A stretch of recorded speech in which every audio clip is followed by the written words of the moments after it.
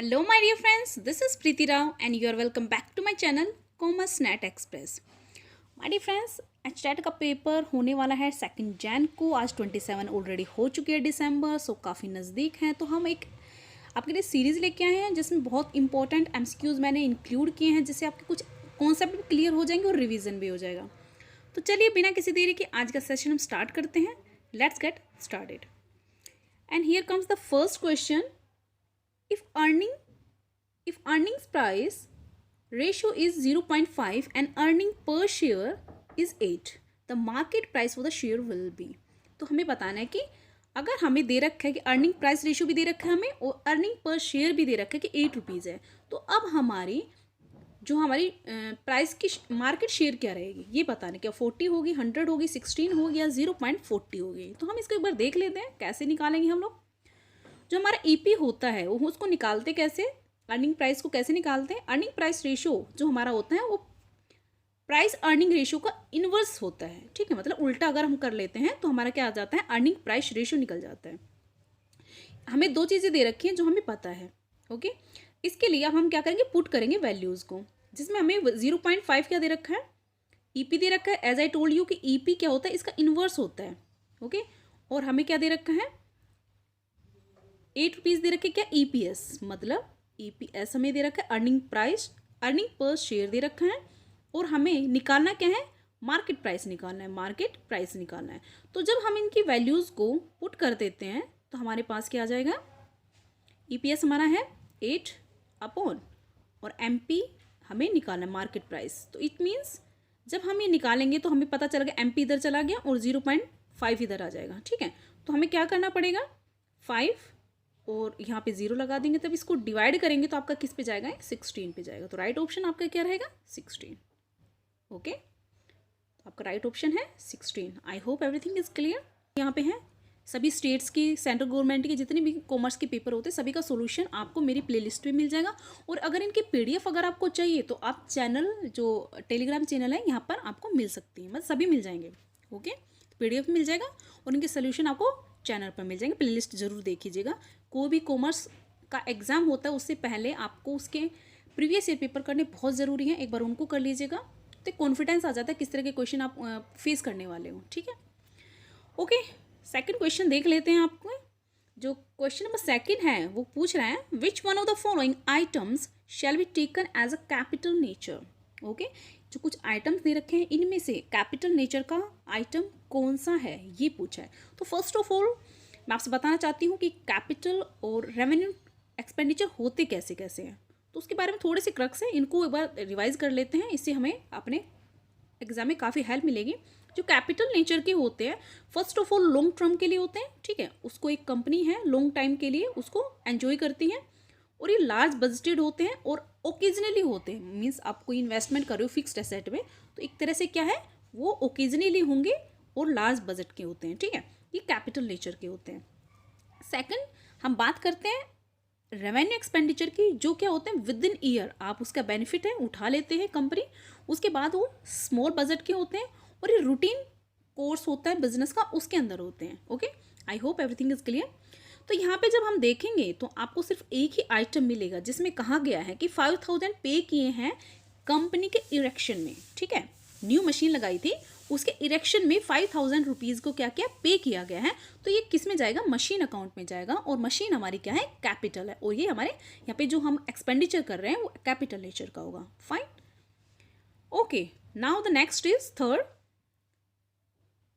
Pre incorporation profit is credited to. जो हमारा business start करने से पहले, इनकॉर्पोरेशन से पहले अगर कोई बिजनेस को प्रॉफिट हो जाता है तो वो कहाँ जाएगा, कौन से अकाउंट में उसको ट्रांसफर करेंगे, पेंडल अकाउंट में करेंगे, पेंडल एप्रोप्रिएशन अकाउंट में करेंगे, जर्नल में करेंगे, या फिर कैपिटल रिजर्व अकाउंट में करेंगे।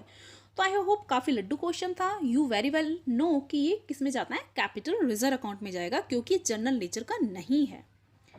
Now the fourth question, the basic purpose of fund flow statement is to indicate the following. जो हम फंड फ्लो स्टेटमेंट बनाते हैं उसका मेन पर्पज क्या होता है, बिजनेस क्यों बनाता है, क्या वो फाइनेंशियल पोजीशन बताता है, या फिर बताता है इंक्रीज डिक्रीज असेट में क्या हुआ, या इंक्रीज और डिक्रीज इन लाइबिलिटी, या लाइबिलिटीज में इंक्रीज डिक्रीज क्या हुआ, ये शो करता है, या वो बताता है कि जो इंक्रीज और डिक्रीज हो रहा है वो वर्किंग कैपिटल में कितना हो रहा है ना। तो हमें यहाँ पे पता है कि जो हमारा फंड फ्लो स्टेटमेंट इसीलिए बनाते हैं एक बिजनेस, वो 1 और 2 ईयर्स की कंपेयर करता है कि कितना हमारे पास सोर्सेज थे, हमने उनको कहाँ अप्लाई किया, मतलब एप्लीकेशन उसकी कहाँ लगाई, जो हमारे पास फंड्स आए उनको कहाँ हमने लगाया, और कितना अगर वर्किंग कैपिटल इंक्रीज हो रही है डिक्रीज हो रही है, उसके बारे में हम किस में देखते हैं, अपना सब कुछ शो कौन करता है, हमारा फंड फ्लो स्टेटमेंट। तो ये थोड़े क्रक्स हैं, इसके आपको पीडीएफ फाइल में मिल जाएंगे, आप इनको रीड आउट कर लीजिएगा, कोई ज़्यादा नहीं है, बहुत ईजिली आप आई नो कि जानते होंगे, फिर भी देख लेते हैं। फंड फ्लो स्टेटमेंट क्या होता है, रिफ्लेक्ट करता है रिलेटिव पोजीशन ऑफ फंड्स और कंपनी ओवर 2 पीरियड्स होरिजन, ठीक है। दो आप जो आपके प्रीवियस ईयर और जो करंट ईयर होता है उन दोनों को मिलाने के लिए आप क्या करते हो, कंपेयर करते हो। उसके अंदर आप देखते हो आपके सोर्स ऑफ फंड क्या क्या है और आपने उनका एप्लीकेशन कहाँ क्या किया। जैसे कि सोर्सेज ऑफ फंड्स क्या क्या हो सकते हैं, issue of share, sales asset, आपने असेट को सेल किया, या फिर आपने कोई लोन लिया, या फिर आपकी वर्किंग कैपिटल डिक्रीज हुई है, डिक्रीज होगी डेफिनेटली आपने कहीं पैसा लगाया है, ठीक है। और फंड फ्रॉम द ऑपरेशन, अब ऑपरेशन से जो फंड आए वो भी आपका एक तरह से सोर्स होता है। इसके अलावा एप्लीकेशन कहाँ कर सकते हैं, अगर आपने रिडेम कर दी है डिबेंचर, उसके अंदर अगर आपने फिक्स्ड एसेट बाय की है बिजनेस ने, तो क्या होगा, एप्लीकेशन मतलब पैसे लगा रहे हैं, आप इन्वेस्ट कर रहे हो। इसके बाद है repayment of long term loans, आपने लोन लिया था उनका आप रीपेमेंट कर रहे हो, तो वो भी आप एप्लीकेशन कर रहे हो उसका। इसके बाद है अगर आपकी वर्किंग कैपिटल इंक्रीज हो गई, इसका मतलब आपने पैसा कहीं लगाया है, ठीक है। इसके बाद है डिविडेंड एंड टैक्स पेमेंट, ये आपके इस तरह के कुछ यहाँ पे फंड फ्लो के कुछ क्रक्स दे रखे थे। आई होप एवरीथिंग इज क्लियर और आपको राइट ऑप्शन मिल चुका है 4th। Okay, here 5th question is asking product proliferation represents introducing different brand in the same.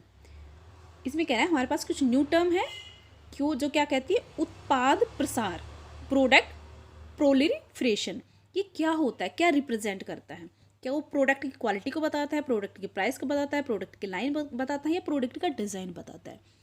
तो माय डिफरेंस जो प्रोलिफरेशन होता है, प्रोलिफरेशन क्या बताता है कि मान लीजिए आप क्या करते हो, आप एक कोलगेट का, मैं बार बार इसी का लेती हूँ, जैसे चलो हम ओट्स का लेते हैं, हम ओट्स बाय करने जाते हैं या सूप बाय करने जाते हैं, उसके अंदर बहुत सारे फ्लेवर होते हैं एक ही कंपनी के, ठीक है। आपने ओट्स लेने गए कैलॉग्स का या किसी का भी, वहाँ पे आपको एक ही ब्रांड के बहुत सारे डिफरेंट मतलब एक ही कंपनी के डिफरेंट ब्रांड मिल जाएंगे, फ्लेवर मिल जाएंगे, ठीक है।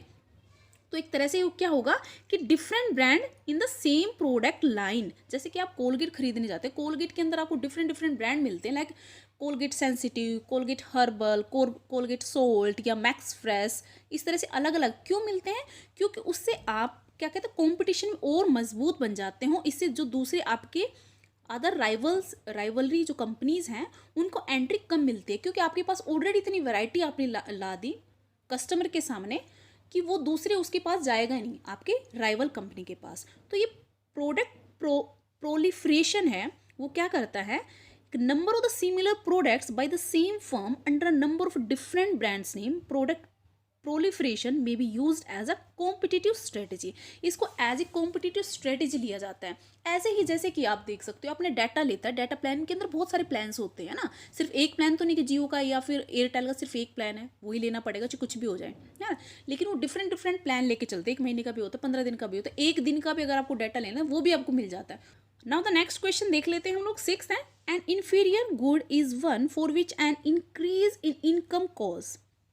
एक ऐसी इन्फीरियर गुड जिसकी वजह से क्या होगा, एक इन्फीरियर गुड के बारे में पूछ रहा है, जब आपकी इनकम है इंक्रीज हो जाती है।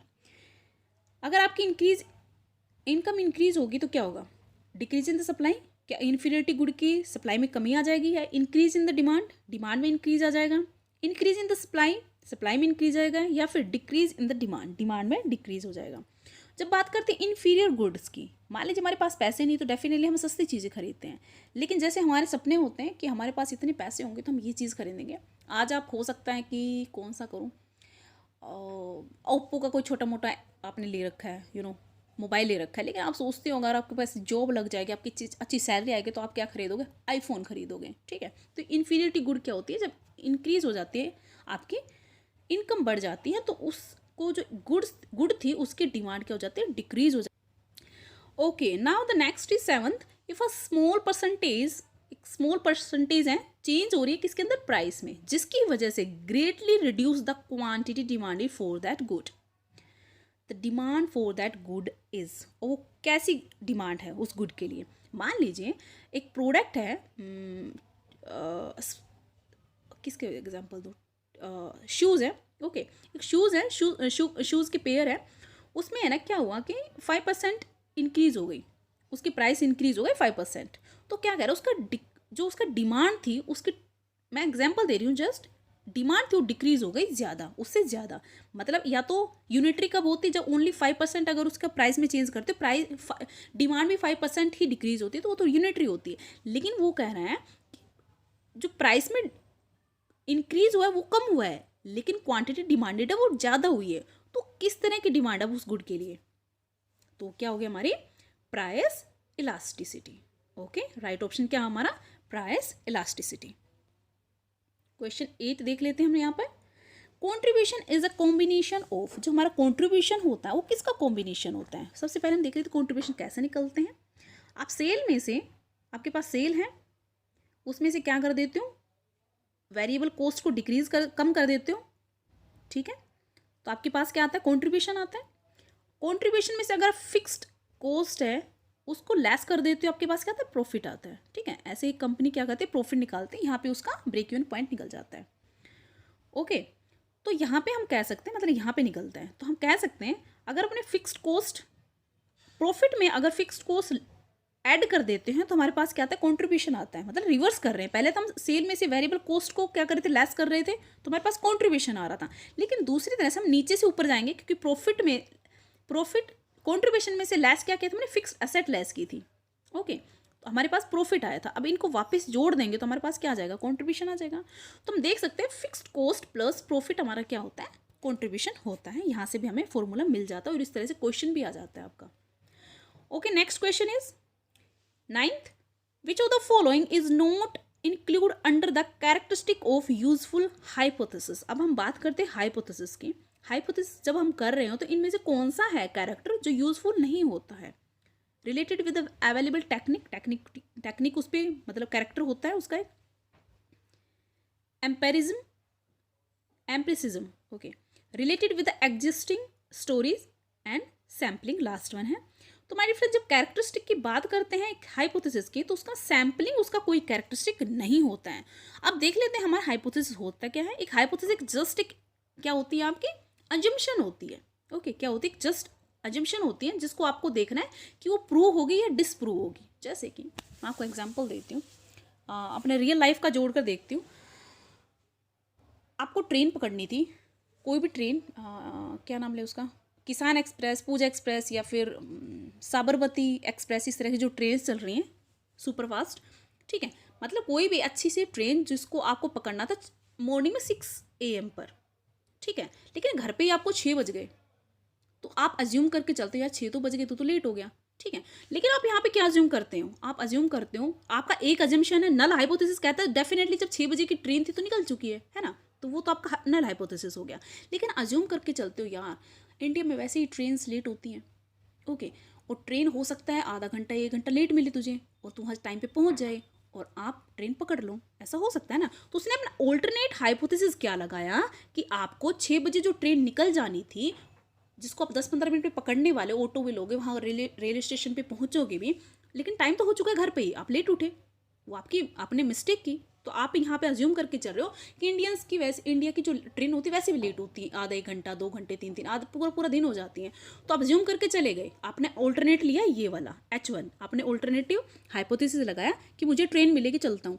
आप निकल गए, पहुँच गए, और वहाँ पे सचमुच में आपको टिंग टिंग may I have to attention please, this platform पे आने वाली हैं और आधे घंटे लेट हैं, आपको इस तरह से कुछ सुनाई देता है कि आपको जो भी असुविधा हुई उसके लिए खेद है हमें, तो आप बड़े खुश होते हो। तो आपको क्या हुआ, आपने जो फाइंडिंग वहाँ पे क्या की, आपने क्या ऑब्जर्व किया कि आपका जो ऑल्टरनेट हाइपोथेसिस था वो बिल्कुल करेक्ट निकला। लेकिन अगर वहाँ पे जाते हो, ट्रेन जा चुकी है, बिल्कुल आपका जो प्लेटफॉर्म था बिल्कुल खाली मिला, और आपने वहाँ पे चाय वाले से पूछा, भाई साहब वो जो 6 बजे वाली ट्रेन थी पूजा एक्सप्रेस या किसान एक्सप्रेस कहाँ है, वो जा चुकी है 6 बजे, भाई साहब 6 बजे का टाइम था, हो सकता है 5 मिनट पहले निकल गई हो वो। तो आप क्या कहोगे उस केस में, आप क्या कहोगे, यू आर रॉन्ग। और वहाँ पे आपकी फाइंडिंग क्या होगी, भाई इंडिया की जो ट्रेन है वो टाइम पे चलने लगी, तुझे जल्दी उठ जाना चाहिए था, है ना। तो वो क्या हुआ आपका null hypothesis. I hope everything is clear. चलिए 10th question is the indifference curve approach was introduced by. जो हमारे इंडिफरेंस कर्व होती हैं, उदासीनता वक्र दृष्टिकोण, ये किसने दी थी? क्या एल्डफर ने दी थी, अल्फ्रेड मार्शल ने दी थी, रॉबिन्स ने दी थी, J.R. हिक्स और R.G.D. एलन ने दी थी, या एडम स्मिथ ने दी थी? तो my dear friends, right option हमारा क्या होगा? लर्निंग बेस्ड क्वेश्चन है ये, J.R. हिक्स और R.G.D. एलन ने दी थी। आई होप आप लोगों को इसका पता भी हो। नेक्स्ट देखते हैं, which limited with limited finance and a number of project proposal at hand, select that package of the project which has। आपके पास क्या है? फाइनेंस है वो लिमिटेड है और प्रोजेक्ट प्रपोजल काफ़ी सारे हैं हाथ के अंदर। आपके पास बहुत सारे इन्वेस्टमेंट के ऑफर्स हैं, किस में आप इन्वेस्टमेंट करना चाहते हो। तो ये आपको देखना है कि आपको किस में इन्वेस्टमेंट करना है। फर्स्ट है मैक्सिमम नेट प्रेजेंट, आप उसमें करोगे जिसका नेट प्रेजेंट वैल्यू है वो सबसे ज़्यादा होगी, या फिर internal rate of return is greater than the cost of capital. अगर इंटरनल रेट ऑफ रिटर्न वो ग्रेटर देन है कॉस्ट ऑफ कैपिटल से, उसके अंदर इन्वेस्ट करोगे, या फिर profitability index is greater than unity, या फिर जो आपका प्रॉफिटेबिलिटी इंडेक्स है वो ग्रेटर देन है 1 से। तो इनमें या फिर एनी ऑफ द, या किसी में से भी जो आपको मन कर रहा है, तो किस में करोगे? तो देखिए देखी जाए तो सारे पॉजिटिव हैं, है ना। हम यहाँ पे देख रहे हैं कि यहाँ पे प्रेजेंट वैल्यू ज़्यादा है, यहाँ पे आपका ग्रेटर देन है, जो आपका IRR है, इंटरनल रेट ऑफ रिटर्न है, वो भी आपका कॉस्ट ऑफ कैपिटल से ज़्यादा है, और आपका थर्ड ऑप्शन कह रहा है कि प्रॉफिटेबिलिटी इंडेक्स है वो भी आपका ग्रेटर देन है 1 यूनिटी से। तो आप यहाँ पे सोचोगे इनमें से कोई भी नहीं, लेकिन यहाँ पे आपका एक चीज़ दिखाई दे रही कि मैक्सिमम, मतलब मैक्सिमम जो चीज़ ज़्यादा आपको प्रॉफिट कहीं पे ज़्यादा मिल रहा है, तो हमें यहाँ पे तो नहीं पता ना कि हमें जो हमारा इंटरनल रेट ऑफ रिटर्न है वो कितना ज़्यादा है कॉस्ट ऑफ कैपिटल से, या फिर हमारा प्रॉफिटेबिलिटी इंडेक्स है वो कितना है, हमें नहीं पता। लेकिन यहाँ पे बात कर रही है मैक्सिमम, यहाँ पे जो वर्ड आया मैक्सिमम, इससे हमें पता चल रहा है हम उसमें इन्वेस्ट करेंगे जिसका मैक्सिमम नेट प्रेजेंट वैल्यू होगी, उसके अंदर हम क्या करेंगे? इन्वेस्ट करेंगे। Okay, oh wow nice. 11 who develop the theory Z4 of the management. जो हमारी मैनेजमेंट की Z थ्योरी थी वो किसने दी थी? डगलस ने दी थी, विलियम जी आउची ने दी थी, चेस्टर बर्नार्ड ने दी थी, या फिर लिंकर्ट ने दी थी? लिंकर्ट। ओके, तो Z थ्योरी थी ये काफ़ी फेमस हुई थी, और ये किसने दी थी? विलियम आउची ने दी थी। इसको एक बार रीड आउट जरूर कर लीजिएगा। विलियम आउची था एक्चुअली, इसने जो किसके ऊपर स्टडी की थी? वो जापानीज कंपनीज थी उनके ऊपर स्टडी की थी कि जापानीज जो कंपनी है ये क्या रीज़न है कि इतनी जल्दी ग्रो कर रही है, यहाँ टेक्नोलॉजी इतनी एडवांस है, या फिर जो इनकी कंपनीज में इतना प्रॉफिट क्यों हो रहा है। तो इन्होंने इसके ऊपर स्टडी करके अपनी कुछ फाइंडिंग्स दी थी, जैसे कि आप कैसे अपने को एम्प्लॉयज़ का वेलबींग रखना है, कैसे उनका मोरल डेवलप रखना है, कैसे उनको पार्टिसिपेट करवाना है अपने डिसीजन मेकिंग में। तो ये एक तरह से क्या थी, जापानीज जो मैनेजमेंट थी उनके ऊपर एक तरह से स्टडी थी। और okay, now the next question is 12 leadership qualities are inborn. जो हमारी लीडरशिप क्वालिटीज होती हैं इनबोर्न होती हैं। This notion form part of which of the following. ये कौन सी थ्योरी का पार्ट है?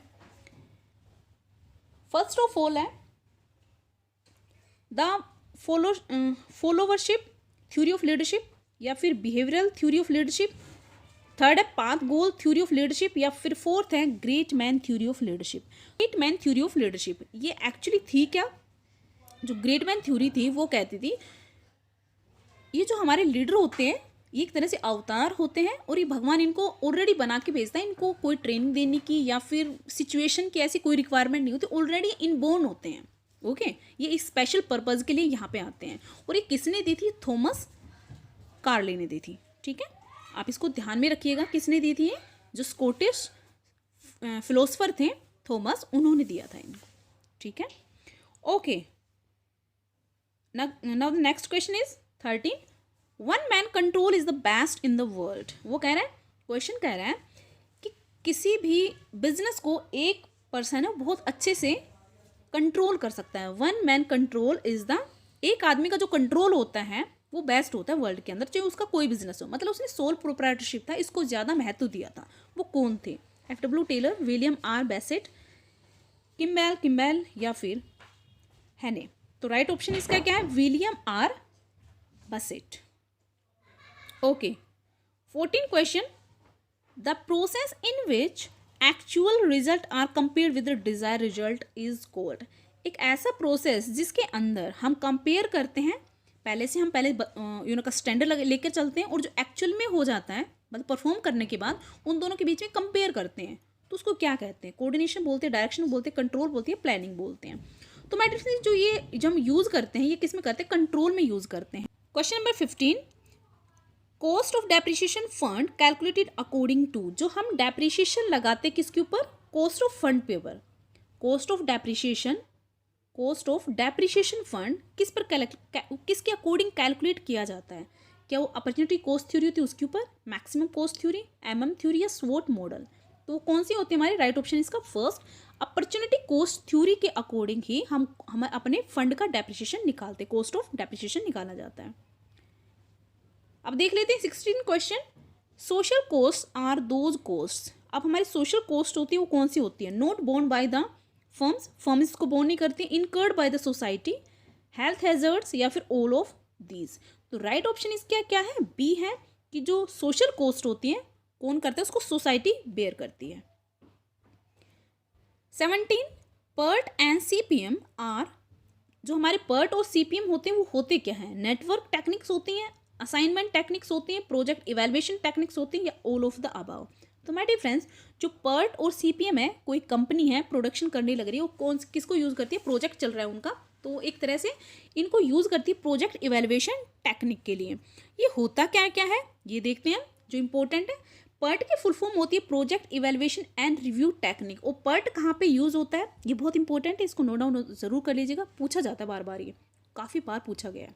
ओके, जो पर्ट यूज़ करते हैं project evaluation and review technique, इसके अंदर कह रहा है कि जो प्रोजेक्ट होता है ये टेक्निक उस प्रोजेक्ट में यूज़ करते हैं जहाँ हमें ये नहीं पता कि जो हमारे पास प्रोजेक्ट है, जो हम लिया है जो प्रोजेक्ट, वो कितने टाइम में कंप्लीट होगा और उसके अंदर कौन कौन सी एक्टिविटीज़ हमें परफॉर्म करनी पड़ेंगी।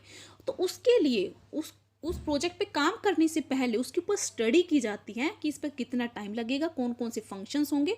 तो वो क्या होता है आपका प्रोजेक्ट इवैल्यूएशन, मतलब प्रोजेक्ट को इवैल्यूएट कर रहे हो, है ना, रिव्यू कर रहे हो कि आप जिस पे काम करने वाले, जो प्रोजेक्ट आपने हाथ में लिया है उस पर कितना टाइम लगेगा, कितने ड्यूरेशन लगेंगे, कौन कौन सी एक्टिविटीज़ होंगी। तो वो होगा project evaluation review technique.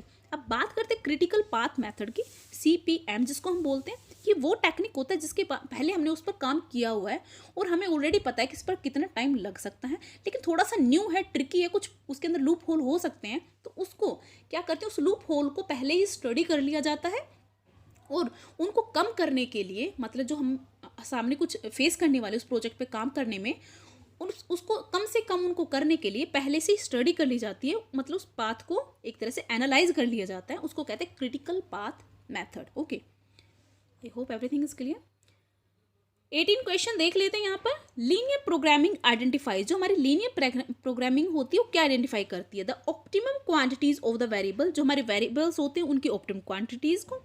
Second है द मैक्सिमम प्रॉफिट और minimum cost that can be expected. तो ये दोनों ही हमारे लीनियर प्रोग्रामिंग में आइडेंटिफाई किए जाते हैं। ओके, अब बात करते हैं जो हमारी परचेज बुक होती है वो क्या रिकॉर्ड करती है?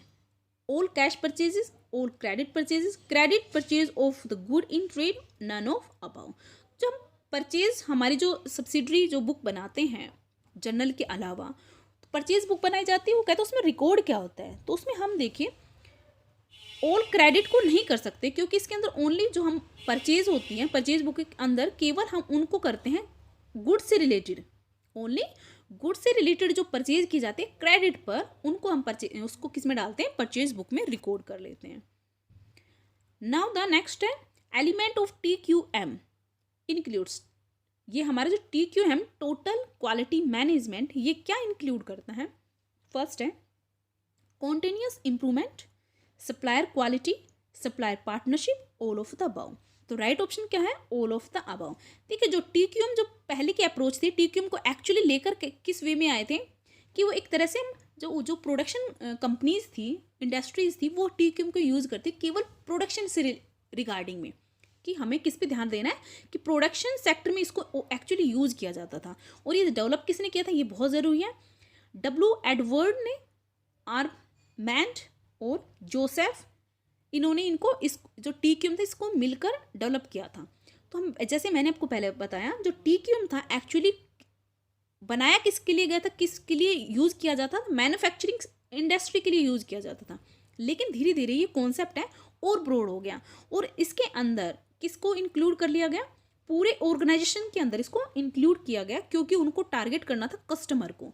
और कस्टमर को ओरिएंटेड करने के लिए जितने जितने प्रोसेस, एक्टिविटीज़ या हमारे फंक्शंस हैं या हमारे डिवीज़न है, तो उन सब के अंदर टोटल क्वालिटी मैनेजमेंट को इंक्लूड किया गया कि हमें सिर्फ प्रोडक्शन नहीं देखना है, हमारा जो वर्क कल्चर है बिजनेस का उसको भी इम्प्रूव करना है, जो जितने हम सर्विस दे रहे हैं कस्टमर को उनको भी इम्प्रूव करना है और कॉन्टीन्यूसली उनको इम्प्रूव करना है, क्योंकि हम कस्टमर ओरिएंटेड अपना प्रोसेस ले रहे हैं या बिजनेस कर रहे हैं। तो TQM है वो टोटल मैनेजमेंट है, पूरे बिजनेस का टोटल क्वालिटी मैनेजमेंट है।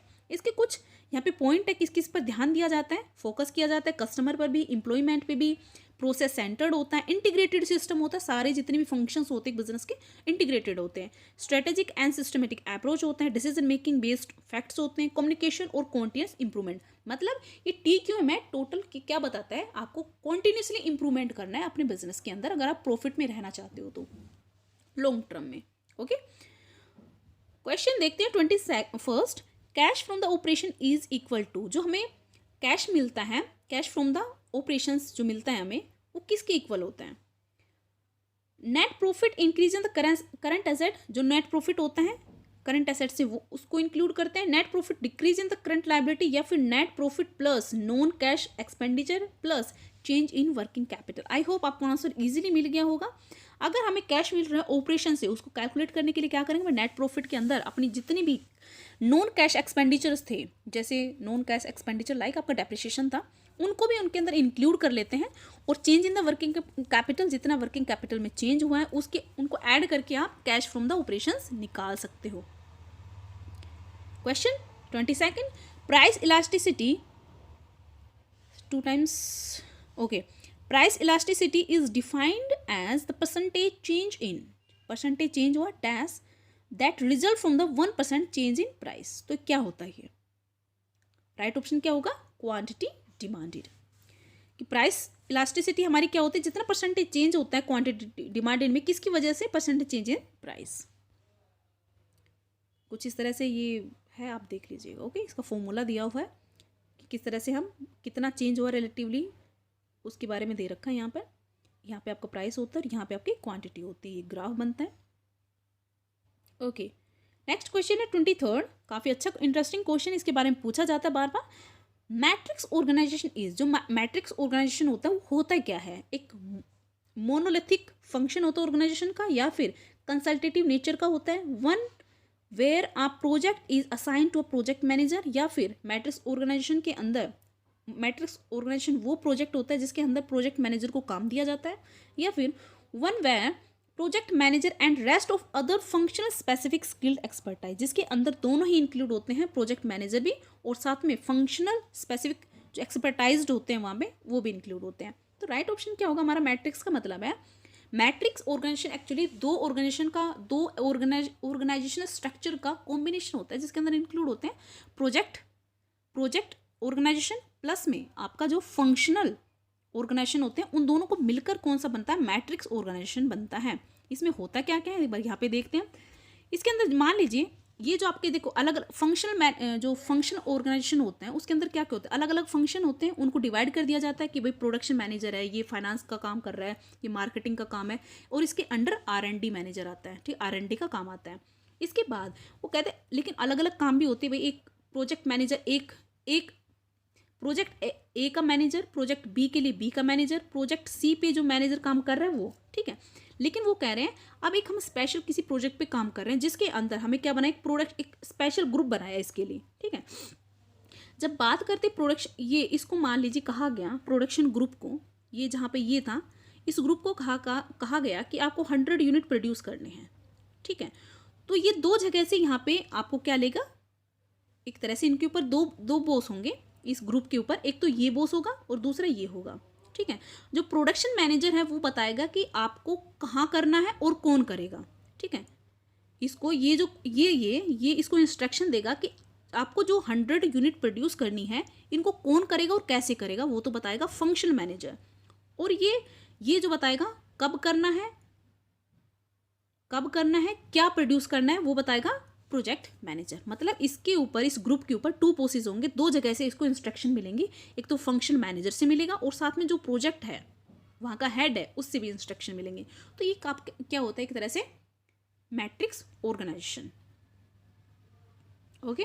24th, personal taxes in India best illustrates जो हमारे पर्सनल टैक्स है इंडिया के अंदर, लाइक मैं टैक्स देती हूँ, ठीक है, तो मेरा जो टैक्स है वो किस तरह का टैक्स है, किस तरह से इलस्ट्रेट कर सकते हो उसको। प्रोपोर्शनल टैक्स सिस्टम होता है, प्रोग्रेसिव टैक्स सिस्टम होता है, इनडायरेक्ट टैक्स सिस्टम होता है, वैल्यू एडिड टैक्स सिस्टम होता है। तो देखिए हमारा क्या होता है, मेरा जो ऊपर जो टैक्स लगेगा, जो मेरा इनकम रिटर्न जाती है वो किसके ऊपर बेस जाती है, जो मेरी इनकम है उसके ऊपर देते हैं। तो एक तरह से क्या होगा, प्रोग्रेसिव टैक्स सिस्टम है हमारे देश के अंदर। ऐसा नहीं है, चलो पहले इसको देखते हैं फिर सेकंड पॉइंट को देखेंगे। प्रोग्रेसिव होता क्या है, progressive tax refers to the increase in the average rate of tax with the increase in the amount of taxable income. हमारी कंट्री के अंदर एक्चुअली क्या है कि जितना आपकी इनकम है उसके अकॉर्डिंग आपको टैक्स देना पड़ता है, क्योंकि इसीलिए तो हमारे टैक्स स्लैब्स होती हैं। टैक्स स्लैब्स क्या कहती हैं, जैसे हम इसी पर ऊपर एग्जांपल ले लेते हैं यहाँ पर, कि जिसकी अगर मान लीजिए मेरी जो इनकम है वो 2 लाख से कम है तो मुझे कोई टैक्स नहीं देना पड़ेगा। और 2 लाख से 2.5 लाख से 3 लाख के बीच में तो मुझे 5% देना पड़ेगा। अगर मेरे 3 लाख से 5 लाख के बीच में तो मुझे 5% देना पड़ेगा। और 5% वो जो सीनियर सिटीजन वगैरह का है वो है चक्कर इसमें, ठीक है। 5 लाख से 10 लाख है तो 20% देना पड़ेगा, और 10 लाख से ज़्यादा है तो 30% मुझे अपना टैक्स देना पड़ेगा। ओके। लेकिन जो हमारा प्रोपोर्शनल जो होता है, जो प्रोपोर्शनल जिसकी बात करते हैं उसके अंदर ये नहीं देखा जाता कि किसकी कितनी इनकम है। उसके अंदर 1 लाख रुपए कमाने वाला भी सेम टैक्स रेट देगा, उसके ऊपर ही मान लीजिए 10% का टैक्स रेट लगेगा। और जो हो सकता है यहाँ पे 10 लाख कमा रहा है उसके ऊपर भी सेम टैक्स रेट लगेगा 10% ही। तो ये क्या हो गया हमारा प्रोपोर्शनल टैक्स सिस्टम। ओके। और इनडायरेक्ट की बात करें, इनडायरेक्ट कौन से होते हैं, जैसे हमारे जितने भी हमारे सेल टैक्स हैं, हमारा जीएसटी हम भरते हैं वो है, या फिर वैल्यू एडिड टैक्स है, वो हमारे क्या होते हैं, इनडायरेक्ट होते हैं। ओके। हमें पता भी नहीं चलता, हम कब, जैसे मान लीजिए आप होटल में खाना खाने जाते हो तो आपको क्या लगता है, खाना भी खा लिया और साथ में आप टैक्स भी भरते हो, उसमें लगा होता है ना टैक्स रेट, जितना हम टैक्स में ऐड करके बिल देते हैं तो वो क्या होता है, वैल्यू एडिड के लिए आपका टैक्स लग जाता है, तो आपके इनडायरेक्ट टैक्स होते हैं। ओके। कुछ यहाँ पे मैंने इंक्लूड किए हैं स्टैटिस्टिक्स के क्वेश्चन, इनको देख लेते हैं। The nature of the statistical inferences, जो हमारा स्टैटिकल का इन्फ्रेंस क्या होता है, बात करते हैं संख्यिकीय निष्कर्ष की प्रवृत्ति क्या होती है, वो क्या होती है, इंडक्टिव, ठीक है।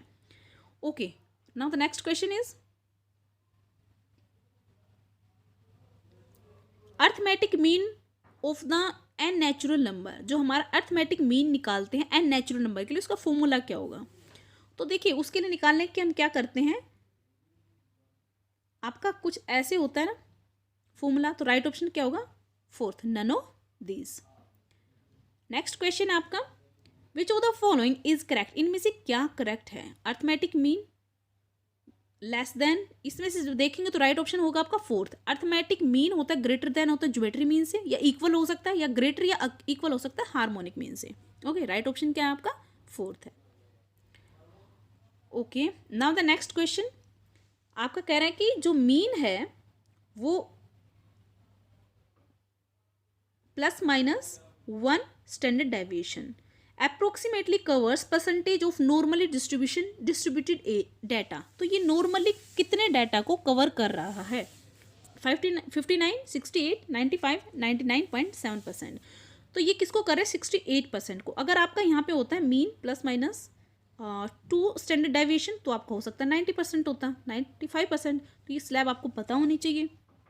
तो यहाँ पे राइट ऑप्शन है 68। नेक्स्ट क्वेश्चन है, the real giant in the development of the theory of statistics. जो हमारी स्टैटिक्स की डेवलपमेंट थ्योरी थी, एक्चुअली उसमें सबसे ज़्यादा हाथ किसका था, गॉस का, फिशर का, कार्ल पियर्सन का, या बॉले का। तो राइट ऑप्शन क्या है, फिशर ने सबसे ज़्यादा काम स्टैटिक्स पे किया है। Okay.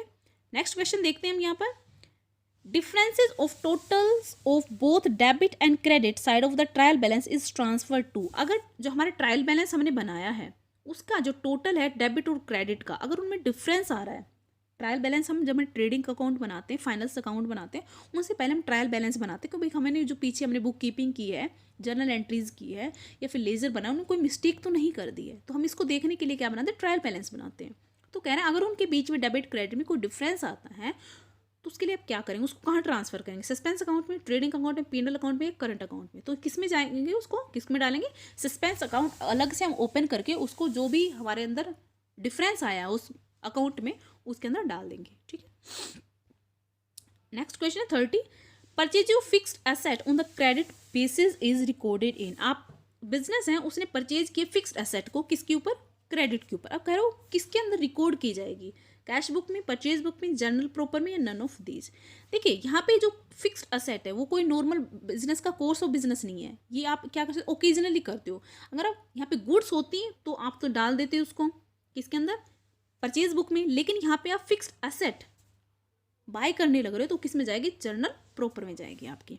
Okay, so my dear friend, this is all about today and thank you so much, good luck, good bye, keep preparation.